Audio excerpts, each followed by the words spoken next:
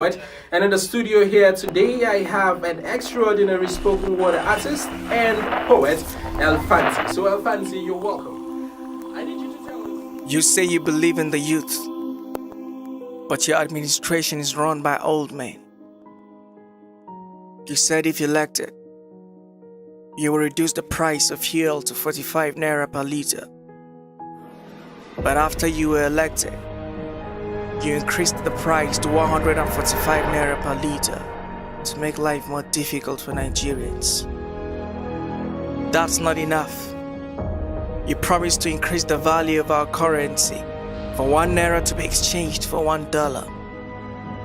But after you were given power, you devalued our naira to be exchanged for 360 per dollar.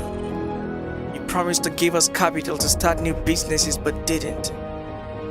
Instead, within 4 years of your reign, you borrowed over 13 trillion naira on our behalf so the young could inherit the debt.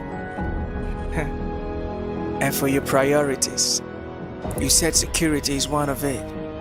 So you gave us fertilizer to grow our crops so the herdsmen could feed on. In the past administration, cows were slaughtered for humans to eat. But in your administration, humans are slaughtered for cows to eat. Yet, you're silent about it. But we know you're not silent because whatever you're not resisting, you are accepting. Hey, listen up, Nigeria. I don't know if it's Buhari or Jibril, but incompetent is he, no matter what name you give him. A man who can boldly stand in the public to disrespect his wife does not deserve any vote from our women. Why should our women be reduced to the kitchen and the other room by our president when they can become presidents themselves? APC. Before you seek to govern Nigeria, learn to govern yourselves. You say you're fighting corruption, but corruption is winning the fight. You say you're providing security, but only to the headsmen. You say you're strengthening our economy, but making us poor.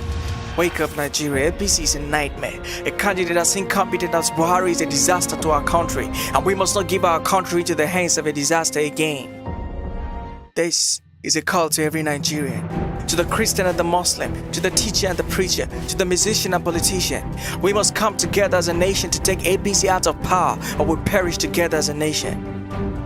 And to do that, we need the man who is physically, financially, intellectually, and politically competent to defeat the incumbent. And after his strategic calculative analysis, I realized that no one among the presidential aspirants is as competent as Atiku. Not because he belongs to a major political party, or because of what he said he would do, but because of what he has done and who he is. We need a leader who will unite us, not divide us. A leader whose position in Aso Rock will make every religion, tribe and region have a sense of belonging. So we all can proudly say, we have a leader who carries all of us along without any form of prejudice or bias. I see Atiku as a symbol of unity in Nigeria. I can justify that through his philosophies and ideologies, the friends he keeps around him, the kinds of people in his campaign team, and those he has employed to take care of his private businesses. I see people from all over Nigeria working with him. That's the kind of person Nigeria needs as their president. A leader who will bring us closer to each other and remind us that Nigeria belongs to all of us, and its success depends on all of us. We need him to apply the same skill he used to grow his businesses to grow our economy, to revive dead businesses and make way for new ones to emerge, to restore the jobs and livelihoods APC took away from Nigerians as a result of poor economic policy, and restore the glory of our currency. Hear me, Nigeria. How you do one thing determines how you do another.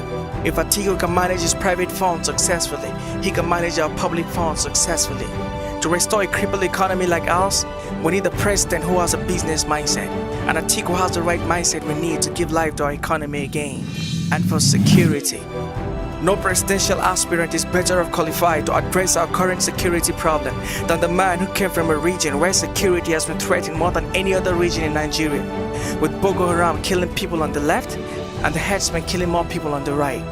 No man can understand the pain of losing a loved one to insecurity than the man who is living with the pain already. And Atiku has in one way or the other lost a brother, sister, friend or relative in the northeast to insecurity. Atiku feels your pain, Nigeria. Give him a chance to put an end to insecurity. Give him a chance to put an end to the bloodshed and shield us from the terror of the Boko Haram and the horror of the headsmen. Oh no. My greatest mistake was going with the majority to cast my vote for APC in 2015. But after 1 year of hardship, it reminded me of this moral lesson, that majority do not decide what is right or wrong. Your conscience does. And consciously, if you will follow your conscience and analyze critically without sentiment or self, you will realize that Atiku is the best candidate Nigeria needs at this moment. And for those of you who still consider voting APC into power again, I caution you to take precaution and reconsider the repercussion of your action. Think right, Nigeria. My name is el-fance, and in the interest of Nigeria, I stand to recommend Atiku for president. What are you waiting for? Stand with me. God bless Nigeria.